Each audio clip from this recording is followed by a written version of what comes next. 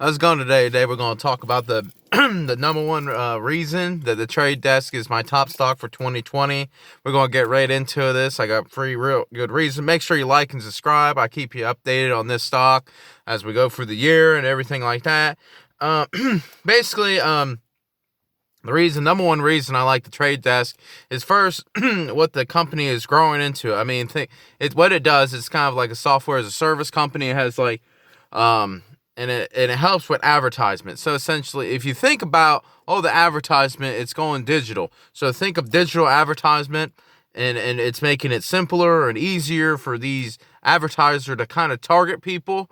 I mean, that's the thing, because the old way of doing it is kind of the spray and pray. You just put a billboard somewhere on maybe the busiest street or whatever, and go, you know what, I'm just gonna put that there, and whoever goes in, whoever comes in here, you see a McDonald's sign, you might stop in to get McDonald's, but McDonald's doesn't really know how effective that is. But with digital advertisement, it's really it's massive. I mean, think about all these. I mean, think about when you go on Facebook or anywhere online, you see advertisement. It's always in your face, and that's why it's free and all this stuff, and it does really, really kind of good things. People hate it, but people have to make money. But anyway, but think about that. You Google something, or you go on Amazon and you go, I want to buy, let's say a whatever, a cup or whatever, a Star Wars cup, and then you go on Yahoo Finance or Google or YouTube or whatever.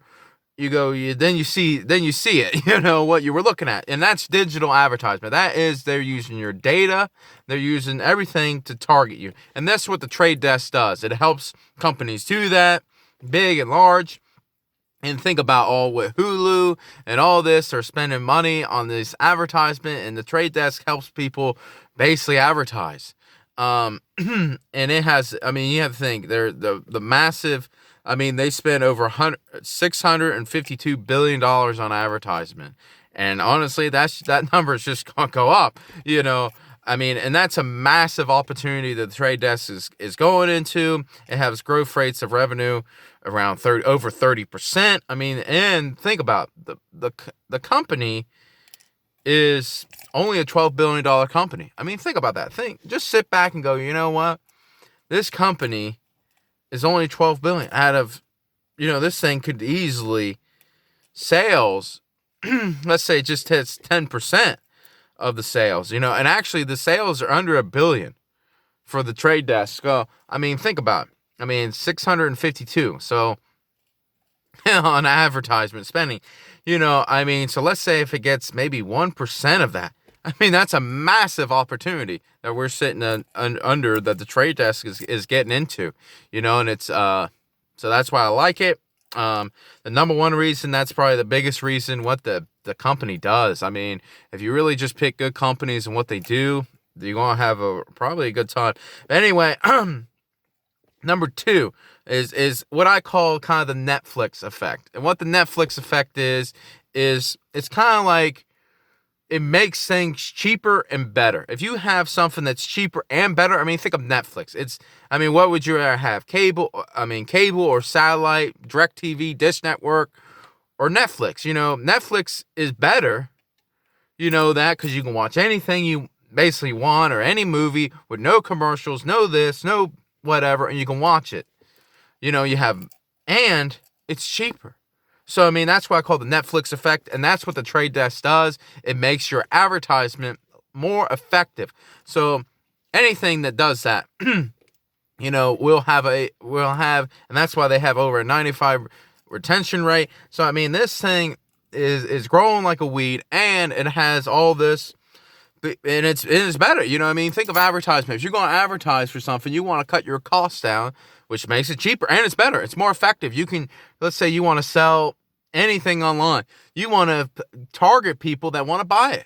You don't want to target everybody, because not everybody likes, let's say you want to sell a car to somebody. You don't want to target, 15-year-old or 14-year-old or 13-year-old. They're not going to buy a car. You want to target maybe someone in the market. There's affiliate marketing, and then which is kind of like the broader, but then there's people in market like, they visit that website multiple times, and I want to target that. And that's what the trade desk helps. And anyway, that's kind of digital advertisement. It targets them people, so it increases the chances of a sale.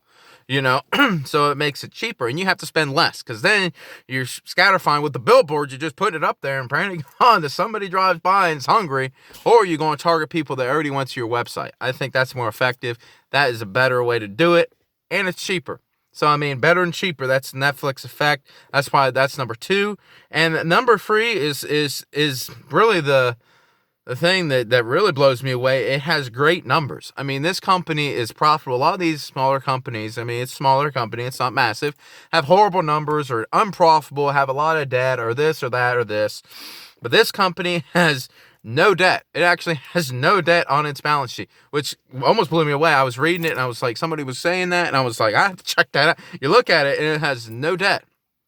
And it has on an income statement and no interest payments or nothing. So, I mean, this company has no debt. It has some accounts payable, but, you know, that's really no debt. I mean, that's a liability, but not debt. But anyway, so, and the gross margins are around 78%, and then the net margins, which could adjust, is around 15%. So, I mean, and this company's still growing and growing, so it's just kind of spent a lot on that. And advertisement, to get the thing out there, it has some more research and development that kind of knew that. And the other thing I like is it has $100 million in free cash flow, which I love free cash flow. It's basically cash flow. If everything is paid for, it can just take that $100 million, it can put it on the balance sheet, just sitting on cash, or it can just reinvest it, and that's probably what they're going to do. They're just going to keep reinvesting it, maybe keep growing it. And the thing is, it's not in any markets, just kind of in the United States. It's kind of, think about it, this is a global thing. I mean, this is global. Think of China. If it goes into China, that's some more market, which is slowly getting into it. But I mean, think about it. And it's slowly making deals and this and that. And it's just, it's just it just keeps growing. But anyway, the reason not to buy is, the only reason I can think of is that I always keep a reason. I don't want to be bullish and kind of blind you, and something to stop back and think. I don't want you to rush out and buy this thing. Just sit back and think. It has great numbers and all this and everything.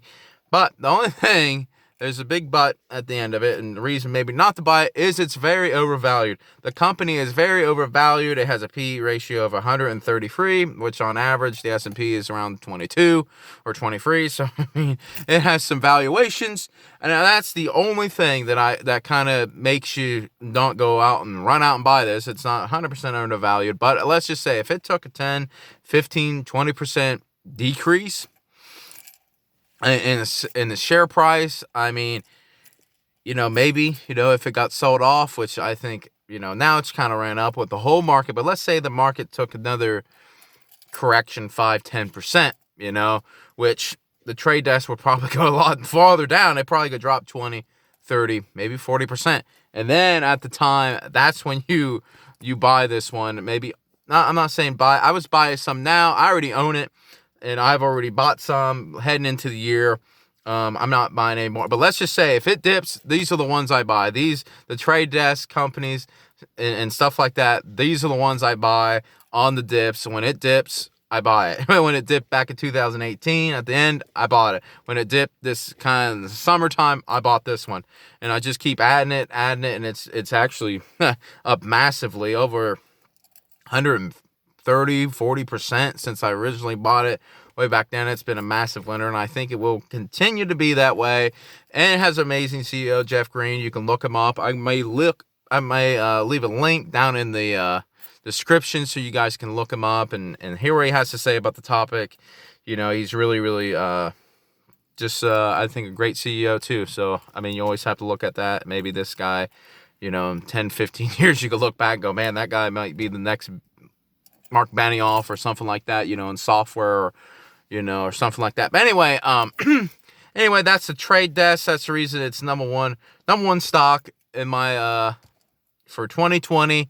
I hope you guys liked the video. Leave a comment what your number one stock is. I always like to hear you. If you like the trade desk, leave a like or say how much you like the trade desk and going forward and everything like that. And thank you for watching. Make sure you subscribe. I keep you updated on any news or whatever comes about this company. I'll be here to do it, and I always hopefully say keep on going. But anyway, thank you for watching.